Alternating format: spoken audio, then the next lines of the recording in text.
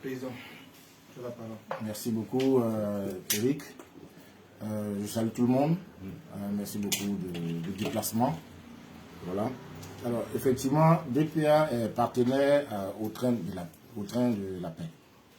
Alors, déjà, c'est une appellation, c'est une figure de style. Quand on dit train de la paix, c'est une figure de style.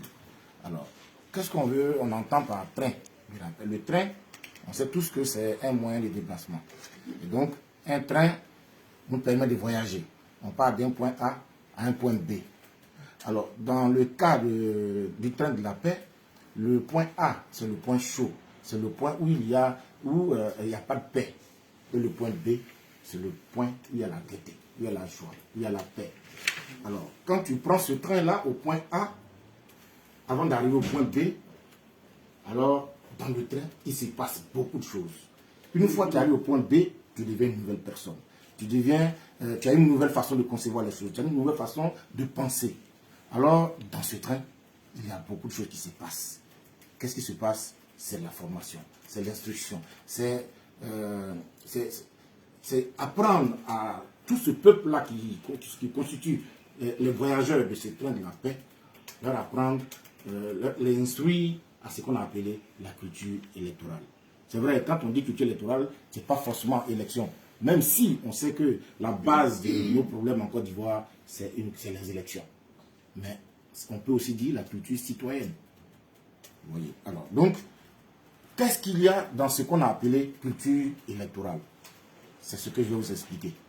Donc, quand on part, par exemple, on peut aller à Bordeaux par rapport au train de la paix, on part 3-4 jours avant, peut-être un mercredi, et de mercredi jusqu'à samedi, où on peut avoir un rassemblement pour faire soit un concert, mais de mercredi jusqu'à samedi, nous avons des rencontres. Déjà, on a ciblé les communautés ivoiriennes de la ville, on a ciblé les personnes aux ressources de la ville, on a beaucoup de personnes à rencontrer et à leur expliquer ce qui se passe réellement et à les instruire aussi à ce qu'on appelait la culture électorale.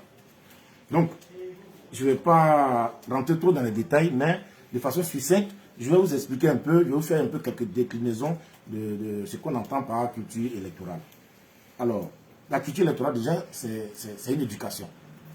C'est une façon de concevoir la politique, de concevoir les choses.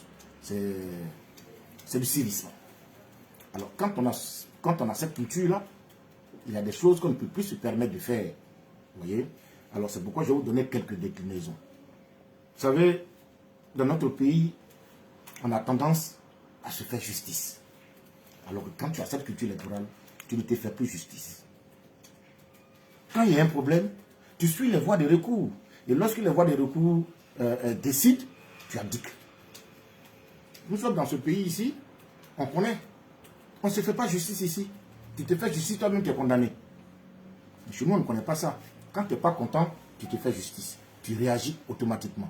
C'est pourquoi généralement dans les élections, même dans le bureau de vote, ils ne s'entendent pas tout de suite là, alors qu'il y a ceux qui sont là, mais bon, ils vont commencer à se battre. Donc la première chose, quand tu as cette culture-là, tu ne te fais plus justice. Tu suis les voies de recours, et lorsque les voies de recours sont épuisées, qu'on dit tu as tort, accepte ta défaite. Toi, tu as raison, applaudis. Quand on a cette culture électorale, on doit se dire que l'enrôlement, l'inscription sur une liste électorale est un droit. Et le vote, un devoir.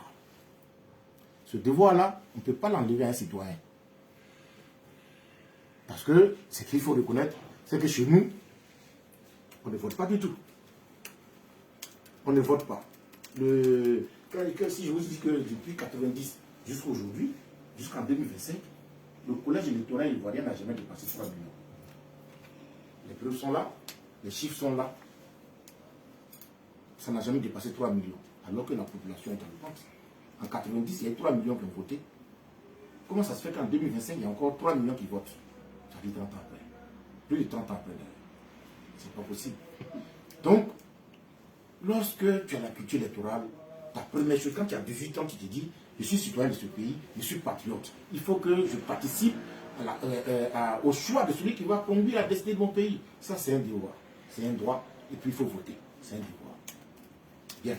Il y a aussi le fait que, vous savez, chez nous, le populisme, le fanatisme fait qu'on a l'impression qu'une élection se gagne à l'applaudimètre ou par le populisme. Aujourd'hui en Côte d'Ivoire, il y a certaines personnes, s'ils voient une élection qu'ils ont perdue, on dit non, non, non, c'est qu'il y a triche. Parce que ce monsieur-là, tel qu'il est populaire, s'il a perdu une élection, c'est qu'il y a triche. Mais en réalité, il n'y a pas de triche. Parce qu'une élection ne se gagne pas à l'applaudimètre.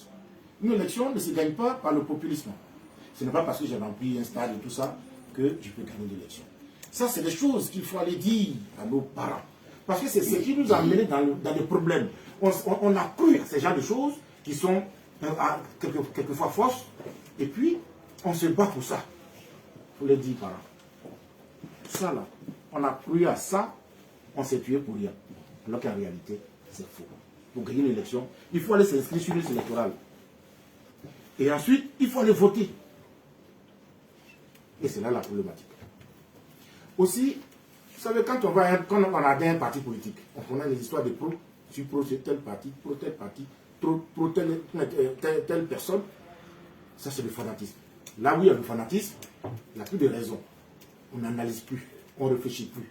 On est buté sur l'objectif qui est la personne qu'on adore. Alors que, quand tu as cette culture électorale, tu sais que quand tu adhères à un parti politique, c'est à cause des idéaux, c'est à cause des valeurs de ce parti, c'est à cause de ce qu'on y prône.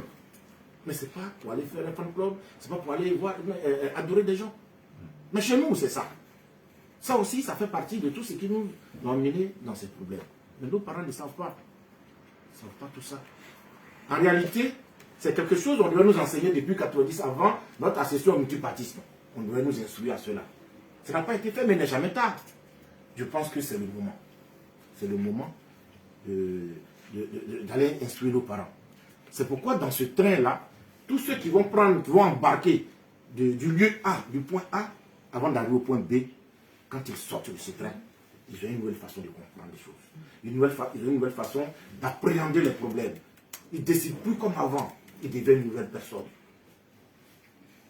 Quand tu as cette culture électorale, celui qui est en face de toi, c'est ton adversaire. Ce n'est pas ton ennemi. Parce que l'ennemi, il est prêt à tuer. Mais l'adversaire, c'est juste un jeu. Il sait un adversaire, c'est dans les jeux, on a des adversaires. Justement, c'est pourquoi au travail, des collègues, ils sont ensemble, ils travaillent ensemble, mais ils n'ont pas les mêmes visions sur un sujet. Un couple, monsieur et madame, n'ont pas les mêmes visions sur un sujet. Ils vivent ensemble. Parce que c'est un jeu. Même, vous voyez, à Sec Africa, sur le terrain, les gens, ils se donnent des coups de tête, ils s'insultent, ils se donnent des coups de coude, mais à la fin du match. Parce que quand ils font ça, c'est pour avoir le gain du match. Mais à la fin du match, ils se saluent. Mais en dehors du match même, là, ils se retrouvent dans les bistrots pour prendre un pot. C'est ça, la politique. C'est ça qu'il faut faire. Et cette éducation-là, cette instruction, il faut le dire à nos parents. Donc voilà un peu, comme on a un peu plus de retard, voilà un peu ce qui va se passer dans ce train de la paix. Tous ceux qui vont embarquer au point A, avant d'arriver au point B, voilà ce qu'ils vont apprendre. Comme ça, quand ils arrivent à destination, c'est de nouvelles personnes. Donc c'est une nouvelle Côte d'Ivoire qui est en train d'être construite comme ça.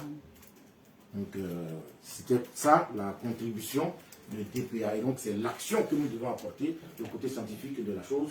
Ce n'est pas seulement aller, on va à Lyon, on prend une salle, on fait un spectacle, reconstruisons-nous, et puis, non, ce n'est pas ça. Ça là, ça a commencé depuis 2010, mais les artistes le font payer tout le temps dans la caravane de la paix, ils font ça tout le temps. Donc, il faut vraiment ajouter quelque chose de positif. Il faut instruire nos parents à ce au manque. Parce qu'effectivement, et ça c'est biblique, parce que dans la Bible, c'est écrit que mon peuple périt par manque de connaissances. Le pasteur est là, si ma citation est fausse, là, le dire elle est fausse. Voilà. Donc, effectivement, le manque de connaissances, là, ça nous met dans des problèmes. Ce que je viens de dire, là, c'est des choses simples, mais on nous a pas, c'est-à-dire, on nous a pas inculqué ça. Ce qu'on nous a inculqué, quand tu n'es pas content, il faut cafouiller. Quand tu n'es pas content, il faut gravir. Quand tu n'es pas content, il faut marcher. Il faut sortir. C'est tout ce qu'on nous a enseigné. Et c'est ça qui nous envoie des problèmes. Donc, nous irons vers nos parents. Hein, DPA et Modèle, on ira vers nos parents, partout en Europe, partout en France, pour leur dire, voilà comment il faut désormais se comporter. Et ça va se passer. dans le train de la paix. Je vous remercie. En tout cas, merci beaucoup.